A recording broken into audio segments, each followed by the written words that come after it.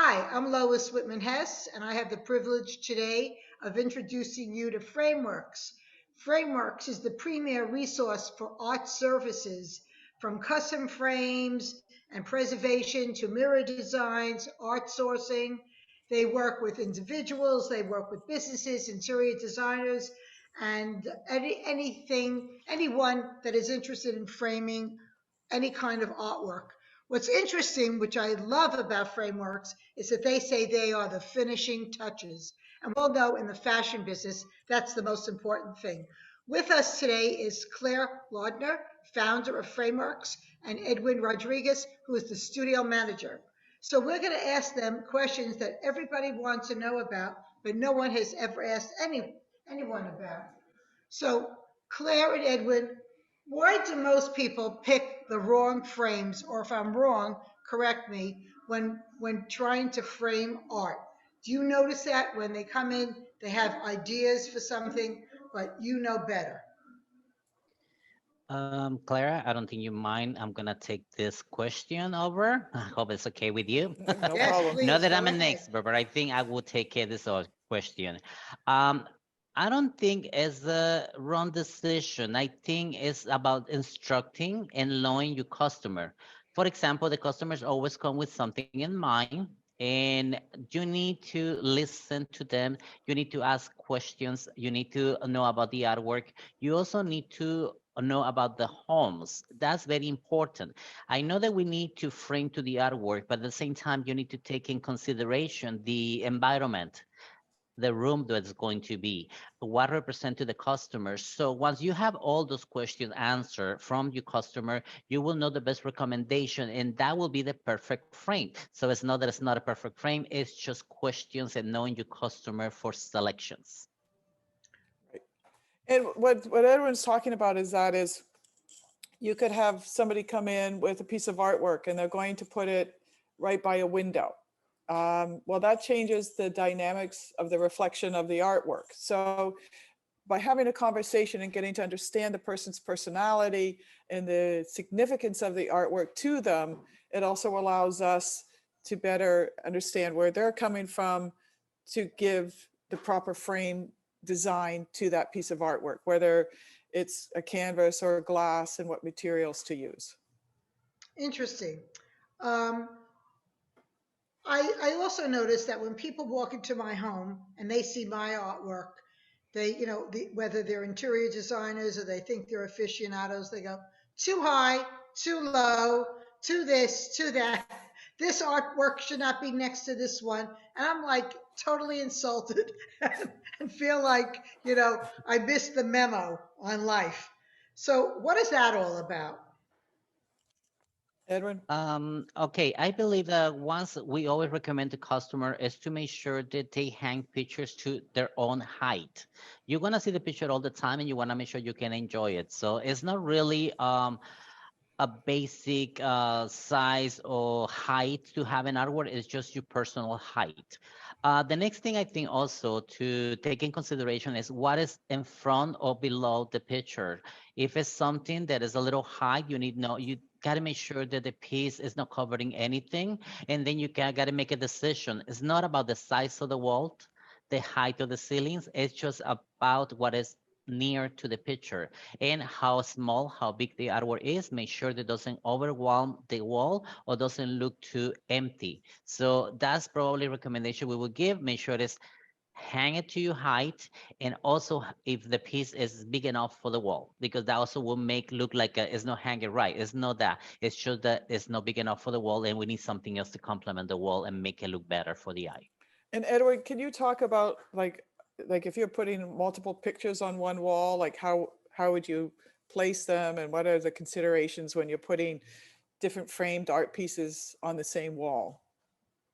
Okay, always what I do is I like to keep something that like to go probably more than the standard hanging. Most of the standard hanging is always keep 4 pictures online and 4 on the bottom if it's 8 photos. I trying to play a little better in the house. If I'm gonna hang something, I wanna make sure that the wall look like it's a design wall. So I'm trying to play in displayment a little better. As I say, if once I see the wall, once I see what is around, I can hang it a little more playful. Instead of put 4 on the top, 4 on the bottom, I can do probably 3 in the middle and 2 on either side, or I can do in a way that look like you're really hanging for your home and it's designed for your space instead of just hang. But if you have to hang it because sometimes you also have to have a straight lines, yes, the right way to go is make sure that the top are all even. I will probably trying to have the top or the bottom frames to be to my height and start from them for the second batch on the top. Always, I like to leave between 2 to 3 inches in a space. But like I say, all depends how much wall that I need to cover, what is the images. Some images need more to be more close to each others, and some need a little more room to breathe. So all also depends on the pieces that I'm hanging. Edwin, how far apart should artwork be from each other? Um, I always, my normal standard is to start from 2 inches going to probably 4. That is always my basic when I go to any customer home. I stay between 2 and 4. But as I say, depends the images that you put in. Some images, if it's photographs, you maybe want 4 inches apart because you need to have some room so you can enjoy each other photos. Now, if it's an abstract and that's a triptych, diptych, they need to be more closer. So that one I don't want to have too far apart. So I may gonna consider 1.5 to 2 inches. All depends on the images. So, do you agree with most interior designers that come in and have this discussion with you, or is it kind of like an open situation with all the decorators? No, the mostly my first questions when I see that situation is first of all, I ask them to if they can give me the size of the wall that we are going to hand these pieces. I see how many pieces do I have. Of course, I have my own sketches. This is always with me, and I have it with me.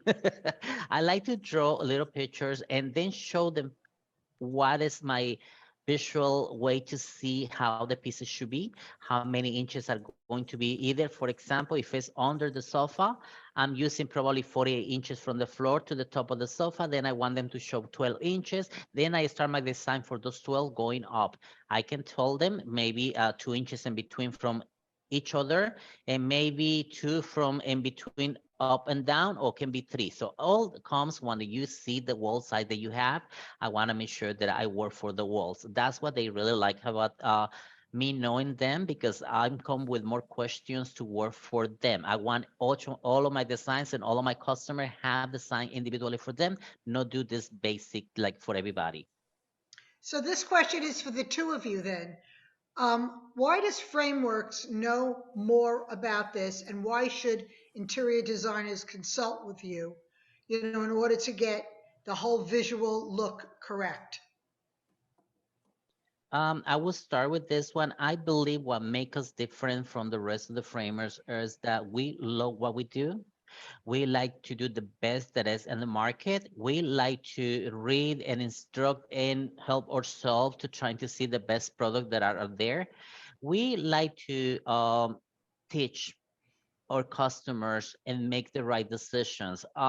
Sometimes the customer come and they trust you in what you gonna recommend to them. They come and they ask you, I need to frame something, and they sometimes don't know what the frame entail. We wanna let them know exactly what is inside, exactly what they need. For example, if it's something they need to be preserved, something they want to make sure that it's gonna be for a long time, we're gonna make sure that you get the right products. It's not just put a mat and a frame to get it. It's you gotta make sure that you use the preservation materials. Some framers believe the acid-free products that will preserve it for a long term, and that is a middle part. We have paper products, we have acid-free, which is products that are being washed, but it still keeps some acids in the papers, and we have the rag material. Rag is 100% cotton, so those are the material that we need when somebody need to preserve something for a long term. If somebody still want to preserve, but it's not for a long, we use acid free. And if somebody just want to for design for something that next year I'm going to change all the design of my house. We can use the paper, but we believe preservation should be for everything, and that's what we start. We instruct them, and that's what makes us different because we going to let them to make a decision based on what we explaining them about materials. Right. And if I can interject, Lois, what we also provide is what Edwin was talking about is listening to the customer and educating them. There's customers will come in with their own artwork that we will create a custom design for. We have over 30 years of experience. Chris and I, the owners, are certified picture framers, so we understand how to take care of any type of artwork and preserve it properly. But then you're going to come into an office or a lobby area where the person wants us to help create the artwork or source it. We have over 30 employees. We have a 20,000 square foot facility. We can create the artwork for a site-specific location, and we can do it in the right substrate. We can print on we can print directly onto plexiglass, aluminum, canvas, paper, wood, and we can then give you options to say, okay, this artwork would look great on this material and this location due to high traffic or moisture concerns. So we're not just framers. We're a whole lot more than that. We're probably one of the largest ones in South Florida. And we have different vendors from the printing companies and framing companies, and they'll say that we're the only ones that can do all the things we can do, from large format printing to the high-end printing. So we are able to give people opportunities to create their own artwork. And because we have such a large staff, we're able to put the resources onto a project. So there's no time constraints for us. If they need something fast, we can jump on it and accommodate their schedules, which there's not many companies in South Florida or in the country that can do everything that we can do. So in order to wrap this up, I would like you both to address all of the interior designers, architects, and decorators out there, that they should feel free to call you because, you could really give them, sound advice that they need to make their, ambiance or their environments the best it can be. Claire, give a little pitch to them. Okay. With Frameworks, our logo is limitless possibilities, and that is exactly what we stand by. We are able to provide you with exemplary service from the custom framing side to the manufacturing and delivery. Our team is very dedicated and very concentrated in the art field. Most of our employees are actually artists, and so they understand the need to create something, not just in the framing world, but in actual artwork. We believe that we are one of the nicest, best firms to work for. Once you've worked with us once, you won't leave us. You want to add anything, Edward, before we wrap up? Well, I just want to invite to all the designers out there that give us a chance, give us a call, maybe just to listen to us and see what we can recommend. Then after that, if you want to come, we will love to show you our space. There's a lot of things that you will be amazed, maybe ideas that you may be gonna need for your future customers. So like Clara was saying, we are limitless possibilities, and we want to show you the modern framing. We can do a little creation for your walls and make it one of the special places for your customer. Claire and Edward, thank you very, very much. Thank you, Lois, and thank Well, you, David. thank you Okay. for the have us with you.